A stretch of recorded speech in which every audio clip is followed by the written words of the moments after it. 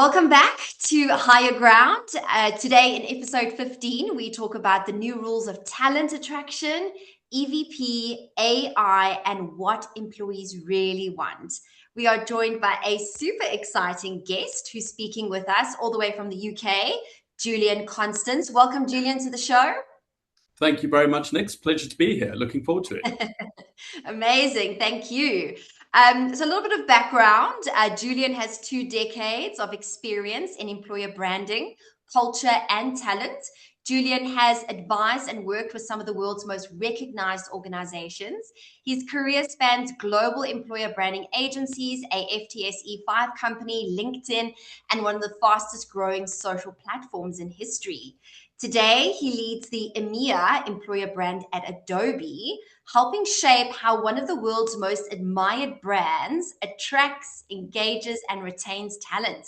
He's passionate about authentic culture, employee experience, the future of work. And Julian brings a global perspective on what employees value and what great employers are doing differently, and how organizations can build talent brands that genuinely stand out.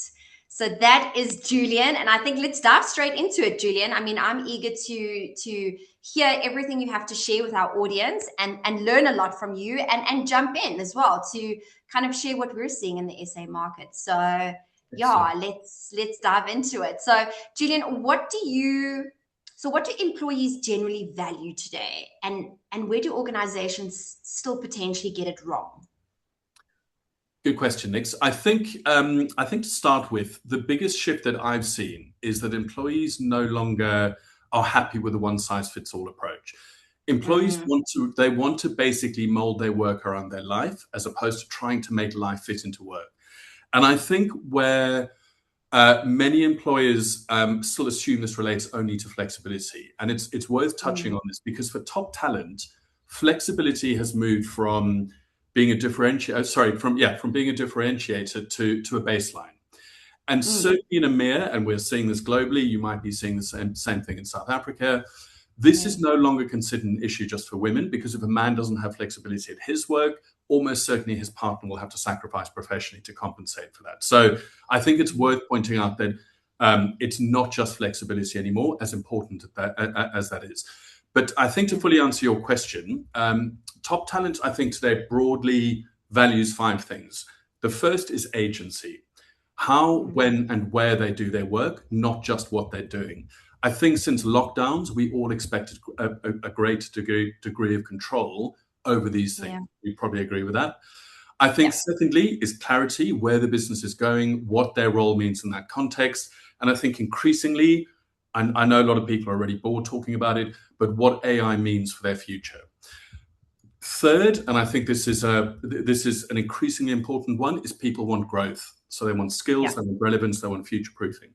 Is that something you're seeing in SA, or is it not the same as what's happening globally with the same trend? Absolutely. Yes to all of that. People really are questioning, what does AI mean for my role within the business? What does it mean for the future? What does it mean for their particular skill sets and their specialization? Exactly. And agency is a big one. I really like that. Julian, I think people still want that hybrid. They want that opportunity to, yes, be in the office. Let's collaborate, let's connect, let's share. But they are finding themselves incredibly productive and doing their best work when they can actually just sit in a space, whether it's home or a coffee shop or whatever it might be, and just produce and get the work out and really focus on that. So I'm completely aligned with you. And I think on that, Nick, that you're absolutely right about all of that. And I think that brings it's a very nice segue to the 4th point I'd make. I think it's trust. So honest leadership. And I think this is an increasingly big one, certainly for us looking at very big global companies. Honest leadership is critical, but how a company behaves when things get hard or things are going badly, like when a company has to make redundancies, that is when a company has to reveal its true self. So that trust element is becoming increasingly important, because a lot of big organizations are letting employees down on that one. So I think that's the fourth piece is trust. And then 5th and finally is belonging. Now, the term that I will reference now is something that I had a very old school attitude. I didn't think that this was ever an issue until I realized I had a job where I didn't have it, and that is psychological safety. I think especially in hybrid work environments where connection takes much more intentional effort, that psychological safety piece is becoming increasingly important. And you asked where some companies are getting it wrong. I think some companies are getting it wrong because they really battle with change. We have they have this is the way we've always done it approach. But if you think about how much the world has changed just in the last decade, we have to recognize so have our expectations as potential employees. So I think most companies we consider great places to work have changed with that, and they create workplaces that employees genuinely feel adds value to their lives. And frankly, why shouldn't we? That's the way it should be. Yeah. Yeah.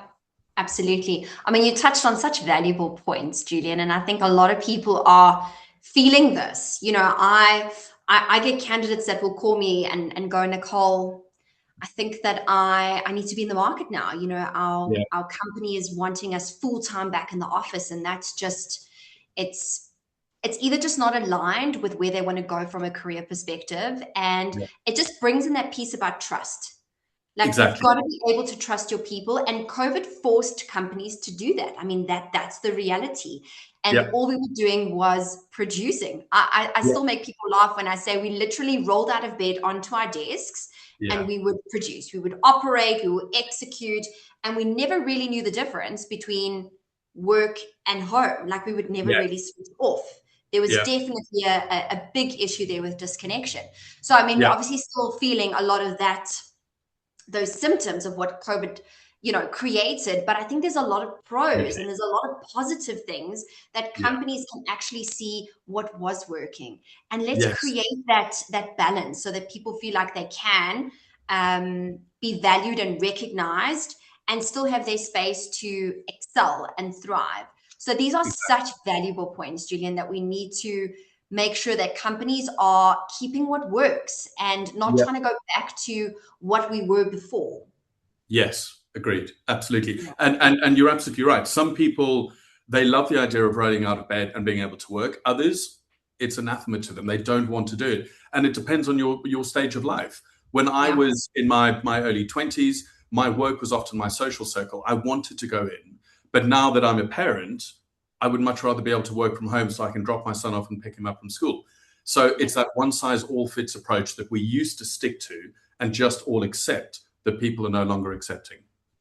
That's so interesting because, again, as humans, we go through different seasons. And when you start working up until your early 30s, maybe that social aspect and being in the office and being driven by the people, and that's what attracts you the most. Other people will say, well, it's actually just the flexibility, the benefits, and the leadership and the vision. Everybody changes in terms of what are my values moving forward? What kind of environment will help me excel and bring out the best version of myself? And I mean, that, again, it links into our next question. I mean, how do you build an employer brand that reflects reality rather than aspiration? It's a really interesting question to ask, Nix, because the way you phrase it implies, and I think correctly, that many employer brands are not rooted in reality. And I think this is mostly an honest mistake because some companies don't think about employer brand as truth first, aspiration second, and honesty bridging the gap between the two. And I think if you agree employer brand is a reflection of culture and what employees can expect to experience, the mistake most organizations make is leading with where they want to be. They present only the aspirational view rather than where they actually are, the current state, where they are now, what the culture is like. I think secondly, employees must recognize that there are two levels of culture that matter here. And this is a really important point that most people miss. You have the macro level, which is your mission, it's your values, it's your leadership intent and vision. And then you have the micro level, what actually happens in team meetings, how managers behave on a Friday afternoon, how it's acceptable to speak to each other. And relating to your role, perhaps, what actually happens when you do fail, when the business has said failure is acceptable? Is it? How does your manager respond when you do fail? So I think those are really important points relating to culture. And then I think the size of the business really does matter because in smaller businesses, something really interesting happens. And this is also relevant to smaller teams where you work partly in isolation, which is not necessarily a bad thing. Some teams do. Culture travels through relationships, not systems. And there's a concept from an anthropologist, Robin Dunbar. Some people would have heard of him, Dunbar's number. And that suggests that humans can maintain genuine trust with people around 150 people and below. So if you are below that threshold, that number, culture is personal. People know each other. Leadership behavior is felt directly. It's not filtered through layers of management.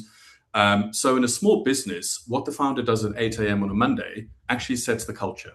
Above that number, culture needs a framework. That's completely acceptable, but it doesn't need it below that. So I think strong employer brands, they do two things well, particularly when they are rooted in reality. That is that they show what's true about your culture today, and they do that through employee voices, they do it through real stories, and how the work and benefits will impact their employees. And they articulate very clearly where the business is going. And they do that through leaders who have the credibility to make that vision believable. Weak brands, almost certainly, the ones that are not rooted in reality, they skip that first part entirely. And that's when you see they might hire great people, but you see the attrition level is incredibly high. So it almost certainly, that is a symptom of an employer brand that is not rooted in reality. And I think finally, we're all far more trusting, and we know this, of people than we are of organizations or brands. I'm not sure about you, but I'm sick to death of brands telling me how to live as if they're a moral arbiter. So when your people say that you are a great place to work, it's far more powerful than the business claiming that it's a great place to work. So employee advocacy is huge here, and your employees can tap into their professional networks to get this message across. So encourage them to shout about what makes you a great place to work, but do not ask them to lie, because the claim has to be true or both parties will lose credibility. Yeah, spot on. I mean, Julian, this is like music to my ears. I'm just enjoying everything that you're saying. And I really don't have anything else to top that. I just think that is so powerful. And it's a really good reminder at the end of the day. So it's interesting about that size of company. If you're below 150 or over, and it's not the systems, it's really the people that you employ will shape the culture of an organization. Absolutely. And a lot of what your leader or your executive or your CEO is doing is also what shapes it, most importantly, because he's setting that example. So that's incredibly important. And I mean, Julian, if you were advising a growing business today, where would you start? I would start with the thing that most organizations, for some weird reason, seem almost certainly to forget. I'd start by deciding how you want your employees to feel and what you want them to think about you as an employer, and then map out how you think you might make that happen. It sounds very simple. I used to work as an employer brand consultant for LinkedIn. I would go and see, I mean, across my time there, almost 4 years, I must have seen hundreds of businesses. I was amazed at the number of organizations who would get us in and hadn't gone through this stage. It's frankly the first step. The second thing is always start with truth, not positioning. Again, what we tend to do is people don't really understand what employer brand means. They see it as a silver bullet solution. They call someone in, they get all this beautiful stuff produced, but no one's worried about what the truth is. They just go with, the pretty visuals. So before you write a single word of employer brand copy, I think you need to answer one question honestly, and that is what is genuinely different about working here? Now, that sounds like one of those awful platitudinal, what is your USP questions? Almost certainly, there is not one big thing about you that is completely different to any other organization, let's be honest. Usually, it's the balance that you achieve of several things or across several things that adds up to something distinctive. So you will over-index on certain things relative to other organizations. You will offer the same thing, but it will be more important to you than other businesses. That makes you distinctive. Decide what those things are, be very clear. Third, I would get clear on your priority talent audiences. Again, it's a common mistake that I see. Not every message has to be relevant to everyone. And if you are trying to speak to everyone, you will resonate almost certainly with no one. So be very clear who your talent audiences are. You don't need to appeal to everybody. And then I think after getting clear on those three things, I would ask relevant people, again, it's a list of three questions. Why do people join our business? Firstly. Secondly, what compels them to stay? That's equally important. And third, and this is a critical one, Why do some of the people who we want to join our business and we think would be brilliant here decide not to join us? The positives are an easy sell, but the first step is almost always getting past the reasons that people wouldn't join your business, because those tend to be fundamental. So they might be true. It might be what you do as an organization. For example, some of the big arms companies here, it's a big challenge for them. Or there might be misconceptions. It might be something that people believe about your organization that isn't true. But frankly, if people think it, it's as good as true, whether it is or isn't. So you need to address that. Almost certainly, in order to do your pitch, you need to move beyond the reasons that people wouldn't join you. And I would say, again, for smaller businesses, I would lean very hard into your natural strengths: proximity to leadership, visible impact, building real relationships, the ability to move fast, perhaps a greater degree of autonomy. And I think these are not consolation prizes compared to a big brand. For the right person, it's the whole point. Some people much prefer that. So don't think you always have to compare yourselves to the big guys. And I think this is where, for those of you for people who've not heard of Robert Cialdini, he wrote a seminal book called The 7 Pillars of Persuasion. And one of the principles is liking. And it's worth understanding this, that at the scale of a small organization or a growing organization, people are often joining a person and not a company. Now, I've done this with big businesses where I have known the person or someone I'd be working with, and I join the organization for that person. And it goes back to Dunbar. When you're below 150 people, trust is built personally. So lean into that. But before any of this, I think be clear on or fix the experience before you start working on the message. Hiring process, manager quality, communication, microculture. Because at the end of the day, your employer brand doesn't create your culture, it shines a light on it. And that's critical to remember. So make sure that you're shining a light on something that is worth showing off. Yeah. Wow. Julian, there's so many things that I was thinking about as you were talking. And for me, it does really sum up that entire candidate experience, because again, someone could say, oh, I had an interview with company X, and, maybe these two are colleagues or friends, and they say, you know what, don't go for it because this was my experience and you'll be disappointed, or whatever it might be. So experience is everything, because your potential candidates that have gone through that process can negatively impact what other people are thinking, their perspective, their opinions. And also, it's great to get someone on board, but you've also got to have the right process, because again, if they're fantastic, but then you didn't do the right process and they're in your business, it might be a lot more difficult to get them off the bus than to get them on the bus. So that's what's really, really critical. So I love how it's fantastic to get people on board and get the right talent, but it's also so important to how do we retain that talent? Because again, with myself working in the technology space, technology skills, resources, talent in the market, they're constantly being contacted on a daily, if not weekly basis. Companies are looking for their skills. How do you not allow those candidates to be thinking about, well, maybe I'll just go and have a conversation, see what it's about. How do we really make sure that people are happy, people are adding value, and feeling recognized? And it's so funny. A lot of candidates will say to me, well, actually my previous boss contacted me and that's how I landed up going to company P, for example. So it's so interesting that people do follow leaders and managers because they've worked so well together, regardless of what the organization is. Those leaders will have people that follow them and support them and really want to work with them. Yes, agreed. And I totally agree with everything you said there, Nix. And you made a very interesting point about, you've got to be careful who you let onto the bus, because sometimes it's difficult to get them off.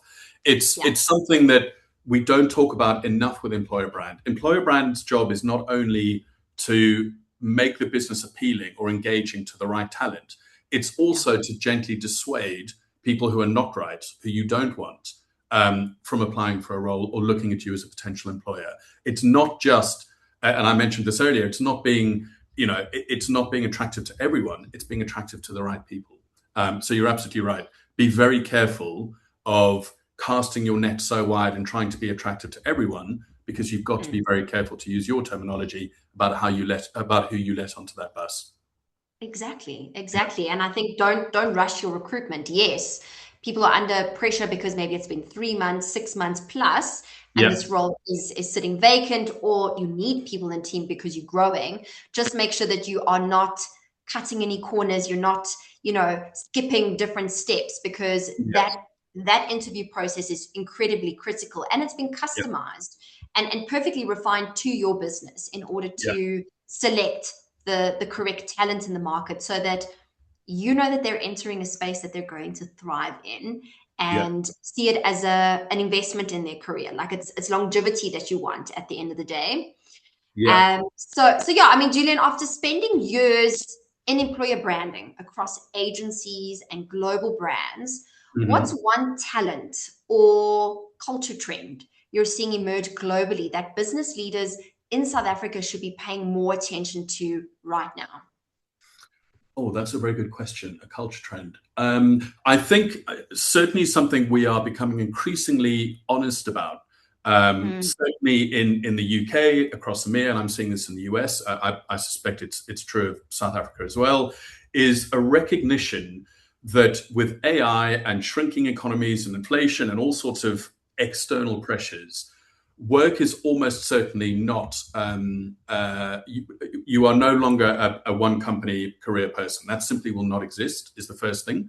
Secondly, the work contract has changed completely. It used to be, in return for your hard work and effort and turning up and being present from 9 to 5, we will keep you employed as long as we're profitable. That's gone. We've seen organizations like Microsoft and Cisco announce huge profits, often record breaking, and the next day make up to 30,000 redundancies. So that contract has changed completely. And then I think the third trend that we're seeing, and I'll tell you how I think this relates to a culture shift, is people are having to have side hustles. And we used to call it a side hustle, as in it was a thing you did on the side. Now we're recognizing it's not a side hustle. Almost certainly, the world of work, certainly for youngsters. I don't know if you've seen the data, but all across Europe, graduates are having an incredibly difficult time. There are simply no graduate roles out there, not like there used to be. So we've got a flood of these graduates who are incredibly well qualified, saddled with huge debt, and they can't find jobs. The reality is, a side hustle is no longer a nice to have, or something that you might do if you have spare time. It's a necessity. So we are increasingly seeing, when we are hiring interns and grads, they are very honest about the fact that this is not their only job. They have other things that they are doing. And I know whenever I filled in a job application, it's a very, very strict condition of employment. You cannot do anything else. Well, that's being removed now, because we recognize people have to do something else. They can't just have this as their only job. And in fact, we had a speaker from one of the biggest organizations in the world. I probably shouldn't call him out, but they are a very big search engine as well. He came to speak to our recent intake of interns, and he was honest. He said, we say to our people now, not just our graduates, you need a side hustle. You need to be prepared for the fact that this job will not be forever. It's that simple. yeah. So it has to change. Wow, Julian, that was actually very interesting, because I didn't think about that. But the more I actually sit down and chat with people, you realize that they've all got a passion outside of their 9 to 5. Yeah. And sometimes it's maybe relatable to what they do. Let's say you're a developer and actually you build websites on the side for people as well. Or it's completely different to what they actually do from a 9 to 5. It's completely outside of their specialization, maybe even what they studied, right? They're running businesses, and they thoroughly enjoy that, because maybe it's just a different creative element, Mhm. because again, you can be incredibly fulfilled in your role, but sometimes you just need something else that Yes. challenges you differently, that makes you Yeah. think differently. Yeah. And I just love that more and more people are seeing that opportunity, because Mhm. again, nothing is guaranteed, especially with AI. We don't know how careers are going to look in the next 5 years, 10 years, 20 years. I mean, the job titles that you see today Yeah. may no longer exist. I mean, I Yes. don't even know what these individuals would be called in 10 years Yes. time. Yeah. So it's scary but exciting at the Yeah. same time, that things are changing so much. Absolutely. And yeah, I mean, thank you so much, Julian, for sharing your incredibly valuable points. But I also feel like it got us thinking a little bit, outside of the normal day to day, and what's Brilliant. actually happening out there. And it's so amazing that you get to work with incredible brands and incredible giant companies out there that are doing incredible things to attract the best talent, retain them, Yeah. and to actually grow them within the business. And we're Yes. working with different generations. We're working with people who are coming into the workspace now that are Yeah. thinking completely different to a millennial. Absolutely. And how do we actually retain those individuals? Because it's a very different strategy. Yeah. And it really got me thinking. I think this conversation was incredibly powerful. So thank you so much Not for at all. your valuable time. And if our audience and our viewers here want to contact you, we are going to put Julian's details in our caption below. So please feel free to reach out to him on LinkedIn.